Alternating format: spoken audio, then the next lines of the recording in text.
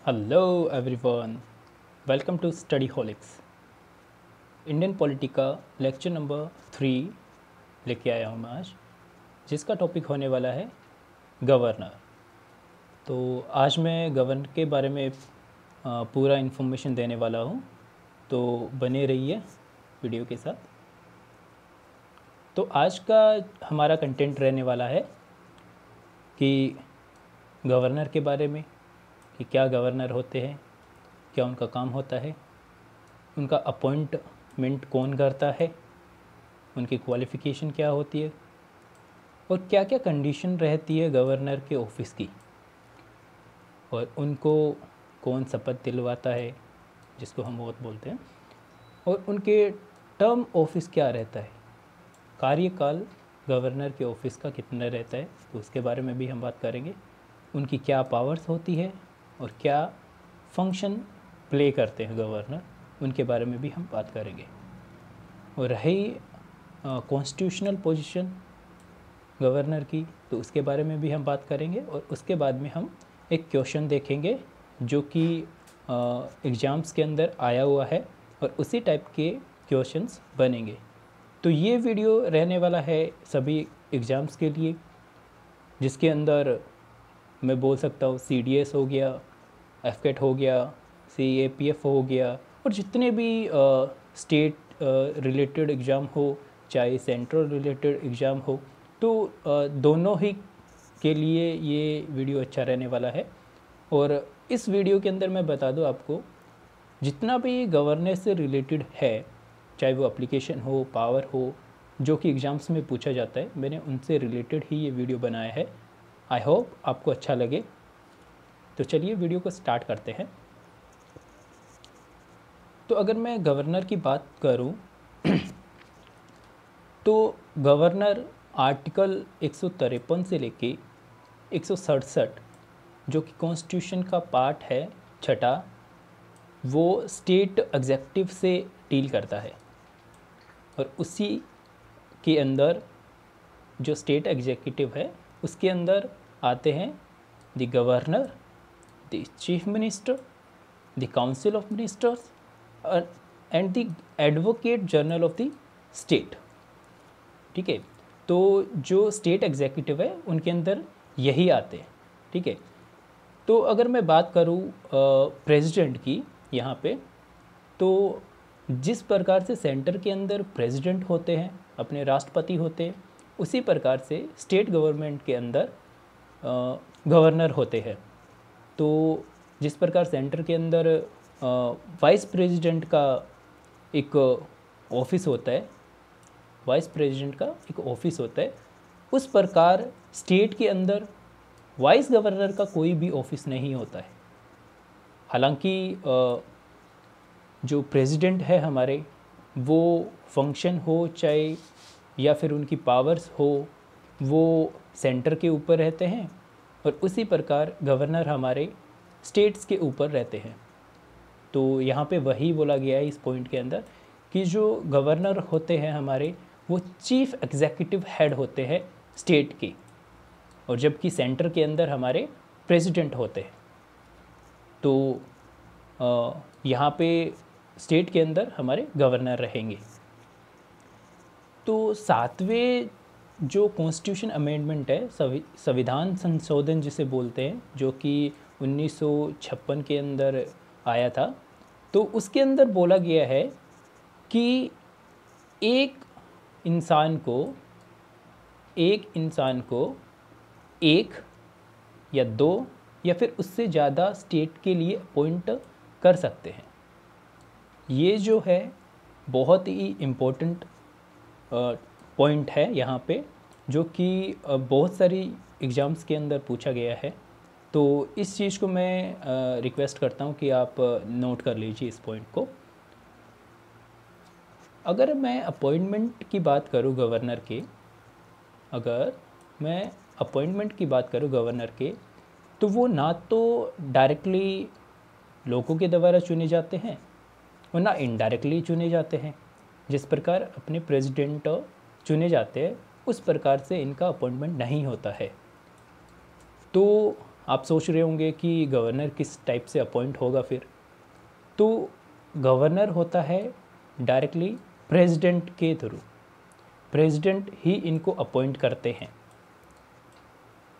अगर मैं बात करूं कि जो गवर्नर का ऑफिस है इसके बारे में, तो ये सेंटर के अंडर में नहीं आता है। मैं सिर्फ ऑफिस की बात कर रहा हूँ। इनका जो ऑफिस है गवर्नर का, वो सेंट्रल गवर्नमेंट के अंडर नहीं आता है। ये एक इंडिपेंडेंट कॉन्स्टिट्यूशनल ऑफिस होता है। और जबकि जो गवर्नर होते हैं वो सेंट्रल एजेंट होते हैं, सेंट्रल एजेंट होते हैं स्टेट के अंदर गवर्नर। अगर मैं क्वालिफ़िकेशन की बात करूं गवर्नर की, तो वो इस प्रकार रहने वाली है। पहला जो क्वालिफ़िकेशन है गवर्नर का, वो है कि ये इंडिया के नागरिक होने चाहिए। पहला जो है वो इंडिया के नागरिक होना ज़रूरी है। दूसरे क्वालिफ़िकेशन की बात करूँ तो इन्होंने 35 ईयर कंप्लीट कर चुकी होनी चाहिए।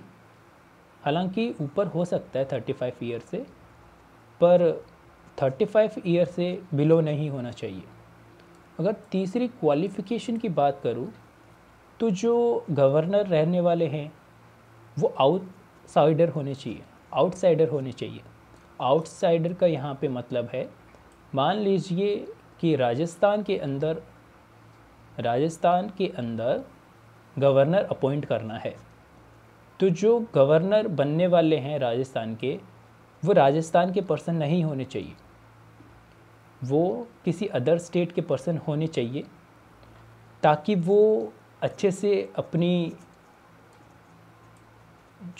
अपनी गवर्नमेंट चला सके, अच्छे से काम कर सके और लोकल पॉलिटिक्स से बचे रहे। चौथा पॉइंट, तो चलिए चौथे पॉइंट की बात करते हैं।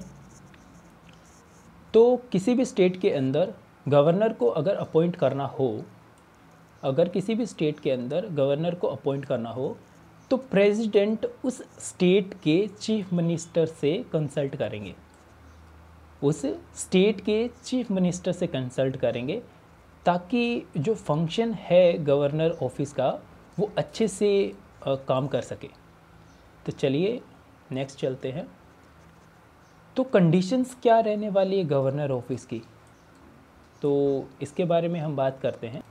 अगर मैं फर्स्ट पॉइंट की बात करूं, तो गवर्नर किसी भी हाउस ऑफ पार्लियामेंट के मेंबर नहीं होने चाहिए, और ना ही वो किसी भी स्टेट लेजिस्लेचर के मेंबर होने चाहिए। अगर इस प्रकार का कोई गवर्नर, मान लीजिए कोई भी मेंबर है और उनको गवर्नर बना दिया गया है, तो उनकी जो सीट है उस हाउस से वो निरस्त कर दी जाएगी, खाली कर दी जाएगी उसी दिन से जिस दिन उनको गवर्नर बनाया गया है। अगर मैं दूसरी कंडीशन की बात करूं, तो गवर्नर जो बनने वाले पर्सन है वो किसी भी स्टेट हो या फिर सेंट्रल गवर्नमेंट के अंदर कोई अधिकारी पद पे नहीं होना चाहिए। अगर मैं तीसरी कंडीशन की बात करूं गवर्नर ऑफिस की, तो उनको एक अलाउंसेस मिलता है, जिस प्रकार राष्ट्रपति को मिलता है, जो कि है उनको एक रेजिडेंस मिलता है। तो गवर्नर के केस में राजभवन हो गया, और अगर प्रेसिडेंट की बात करें तो राष्ट्रपति भवन हो गया। तो उनको कोई भी रेंट नहीं देना पड़ता है वहाँ पे रहने के लिए। तो ये एक अलाउंसेस उनको मिली हुई होती है। अगर मैं फोर्थ पॉइंट की बात करूं, तो जो अलाउंसेस है या फिर उनकी सैलरी है गवर्नर की, तो उनको जो डिटरमाइन करता है वो पार्लियामेंट ही करता है कि कितना इनका सैलरी होने वाला है और कितना इनको अलाउंसेस मिलने वाला है और क्या क्या प्रिविलेजेस इनकी होगी। तो वो सब कुछ है वो पार्लियामेंट ही डिसाइड करता है। अगर मैं फिफ्थ पॉइंट की बात करूं, तो यहाँ पे ये है कि अगर किसी पर्सन को, किसी व्यक्ति को गवर्नर बना दिया गया है दो या दो से अधिक स्टेट्स के लिए, मान लीजिए किसी पर्सन को 2 स्टेट का गवर्नर बना दिया गया है, ठीक है, तो बात आती है कि उनको किस टाइप की अलाउंसेस मिलनी चाहिए या फिर कौन से स्टेट से सैलरी मिलनी चाहिए। तो वो जो अलाउंसेस और सैलरी है वो जो शेयर करेंगे स्टेट, और किस प्रपोर्शन में जो वो शेयर करेंगे स्टेट्स, वो जो डिसाइड करेंगे वो हमारे प्रेसिडेंट ही करेंगे। समझ में आया? कहने की बात है कि किसी पर्सन को 2 स्टेट्स का गवर्नर बना दिया गया है और उनको सैलरी और अलाउंसेस चाहिएगा, तो वो किस प्रपोर्शन के अंदर, किस प्रतिशत में वो स्टेट उनको अलाउंसेस और देंगे, तो वो प्रेसिडेंट हमारे डिसाइड करेंगे। ठीक है।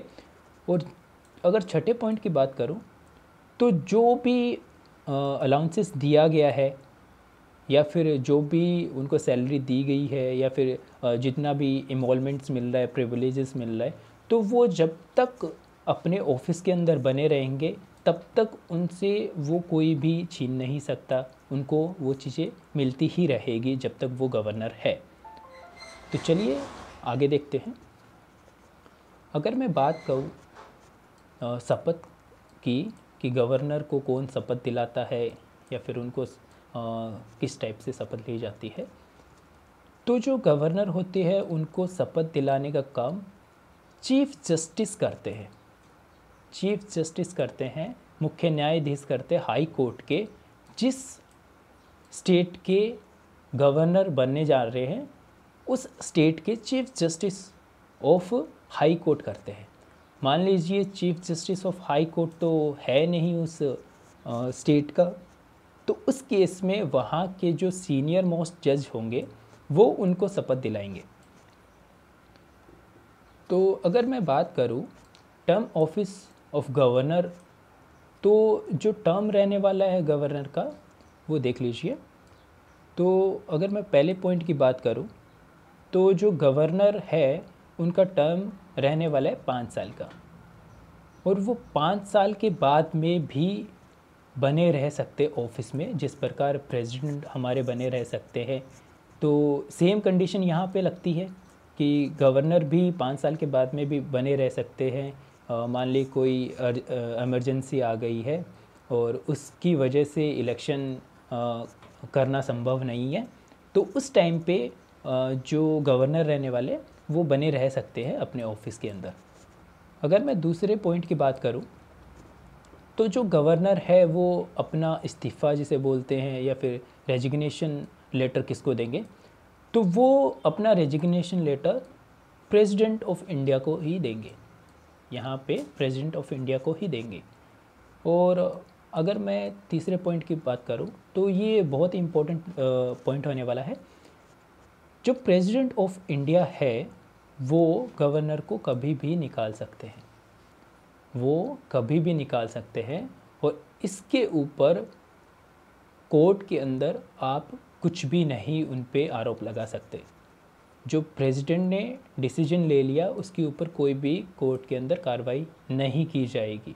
तो यहाँ पे हम बोल सकते हैं कि गवर्नर जो है उनका सिक्योरिटी नहीं है, उनके टेन्योर को लेके, उनके टेन्योर को लेके कोई भी सिक्योरिटी यहाँ पे नहीं होती है। अगर मैं फोर्थ पॉइंट की बात करूँ, तो प्रेसिडेंट किसी भी गवर्नर को, चाहे वो किसी भी स्टेट का गवर्नर हो, उनको एक स्टेट से दूसरे स्टेट में शिफ्ट कर सकते हैं, उनको ट्रांसफ़र कर सकते हैं, चाहे वो 2 साल पहले काम कर चुके हों या वहाँ पे, या फिर नहीं कर चुके हो, और बाकी का जितना बचा है साल उनको वो शिफ्ट भी कर सकते हैं जब तक कि उनका टेन्योर ख़त्म ना हो जाए। ठीक है। अगर मैं फिफ्थ पॉइंट की बात करूँ, मान लीजिए कि गवर्नर ऑफिस खाली हो गया है, मान लीजिए कोई गवर्नर है और उनकी मृत्यु हो गई है, तो उनका जो ऑफिस है अभी खाली हो गया, तो उस केस में गवर्नर का काम करने वाले होंगे chief justice of state high court, chief justice of state high court. जो चीफ जस्टिस होंगे जिस स्टेट के गवर्नर है जिनकी मृत्यु हुई है, उसी स्टेट के जो चीफ जस्टिस होंगे हाई कोर्ट के, वो उनकी जगह पर काम करेंगे, उनका फंक्शन को आगे करेंगे। ठीक है। अगर मैं बात करूं power and function of governor की, तो जिस प्रकार प्रेसिडेंट के पास पावर होते हैं उसी टाइप से गवर्नर के पास भी 4 टाइप के पावर्स होते हैं, हालांकि प्रेसिडेंट के पास ज़्यादा पावर होते हैं। तो अगर मैं बात करूं एग्जीक्यूटिव पावर की, पहला तो है, दूसरा लेजिस्लेटिव पावर है, तीसरा फाइनेंशियल पावर है और चौथा जुडिशियल पावर है। तो चलिए इनके बारे में मैं आपको समझा देता हूँ, जो कि एग्ज़ाम्स के अंदर इनके अप्लीकेशंस आती है। और जहाँ तक मुझे इम्पोर्टेंट लगा और जितना मैंने समझा है एग्ज़ाम्स के पैटर्न को और अप्लीकेशंस को, तो उसके हिसाब से मैंने इम्पोर्टेंट अप्लीकेशन ले ली है। तो पहले हम बात करते हैं एग्जीक्यूटिव पावर्स की। तो एग्जीक्यूटिव पावर में होता है कि गवर्नर अपॉइंट कर सकते हैं चेयरमैन को और उनके मेंबर्स को। चेयरमैन कौन से? जो स्टेट पब्लिक सर्विस कमीशन है उनके चेयरमैन को और उनके मेंबर्स को अपॉइंट कर सकते हैं। ये अपॉइंट कर सकते हैं, बट उनको जो हटाने का काम है वो सिर्फ और सिर्फ प्रेसिडेंट कर सकते हैं। इस लाइन को आप नोट कर लीजिए, वो सिर्फ अपॉइंट कर सकते हैं स्टेट पब्लिक सर्विस कमीशन के मेंबर्स और चेयरमैन को, जबकि हटा नहीं सकते। हटाने का काम प्रेसिडेंट का होता है। ये बहुत बार एग्ज़ाम्स में पूछा जा चुका है, ठीक है। अब दूसरे पॉइंट की बात करें तो वो एडवोकेट जनरल ऑफ स्टेट को भी अपॉइंट कर सकते हैं। वो एडवोकेट जनरल ऑफ स्टेट को अपॉइंट करते हैं, जबकि एडवोकेट जनरल होता है उनको अपॉइंट करने का काम प्रेसिडेंट का होता है, जो कि स्टेट से रिलेटेड नहीं होता है, वो सेंट्रल से रिलेटेड होते हैं। अगर मैं लेजिस्लेटिव पावर की बात करूं, गवर्नर उसी प्रकार 1/6 हिस्सा स्टेट लेजिस्लेटिव काउंसिल का 1/6 हिस्सा उन मेंबर्स को अपॉइंट कर सकते हैं। गवर्नर 1/6 हिस्से लेजिस्लेटिव काउंसिल के मेंबर्स को अपॉइंट कर सकते हैं और एक मेंबर को अपॉइंट कर सकते हैं वो लेजिस्लेटिव असेंबली के अंदर। लेजिस्लेटिव असेंबली के अंदर अगर मैं फाइनेंशियल पावर की बात करूं तो मनी बिल को सिर्फ लेजिस्लेटिव असेंबली में ही इंट्रोड्यूस कर सकते हैं। जिस प्रकार सेंटर के अंदर मनी बिल को सिर्फ लोकसभा के अंदर ही इंट्रोड्यूस करवाया जाता है, उसी के अंदर लाया जाता है, उसी प्रकार स्टेट के अंदर भी स्टेट लेजिस्लेचर के अंदर ही इंट्रोड्यूस करवाया जाता है, न कि स्टेट लेजिस्लेचर काउंसिल के अंदर। और जो मान लीजिए एक्स्ट्रा डिमांड चाहिए मनी बिल के अंदर, तो वो सिर्फ जो रिकमेंडेशन होगी गवर्नर की उसी के ऊपर मिल सकता है, अदरवाइज़ कोई भी डिमांड नहीं मिलता है, कोई भी ग्रांट नहीं मिलता है आपको। अगर मैं जुडिशियल पावर की बात करूं गवर्नर के, तो वो इस टाइप से है कि जिस टाइप से प्रेसिडेंट जो होते हैं वो अपॉइंट करते हैं चीफ जस्टिस ऑफ इंडिया को, उसी टाइप से गवर्नर हमारे जो स्टेट हाई कोर्ट है, जो स्टेट हाई कोर्ट के जजेस हैं उनको अपॉइंट कर सकते हैं। सिर्फ जजेस की बात की है मैंने, चीफ जस्टिस की बात नहीं की है, chief justice of high court की मैंने बात नहीं की है, सिर्फ जजेस की बात की है। Chief justice of high court को सिर्फ प्रेसिडेंट ही अपॉइंट करते हैं। ओके, ये ध्यान देने वाला पॉइंट है यहाँ पे।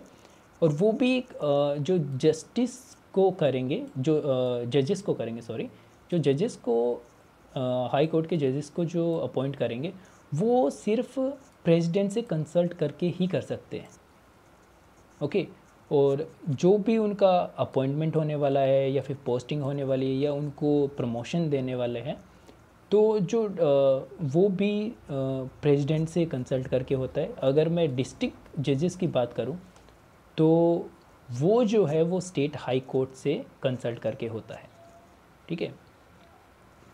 अगर मैं कॉन्स्टिट्यूशनल पोजीशन की बात करूं गवर्नर की, तो वो इस टाइप से है। अगर मैं आर्टिकल 154 की बात करूं, अगर मैं आर्टिकल 154 की बात करूं 154 की, तो इसके अंदर ऐसा दिया गया है कि जो गवर्नर है वो एग्जीक्यूटिव, स्टेट एग्जीक्यूटिव के अंदर सबसे ऊंचे ओहदे पे आते हैं, सबसे ऊंचे ओहदे पे आते हैं। ठीक है, अगर मैं बात करूं आर्टिकल 163, ये आर्टिकल मैं इसलिए बोल रहा हूँ, जितने भी मैं आर्टिकल बता रहा हूँ उनको आप नोट कर लीजिएगा।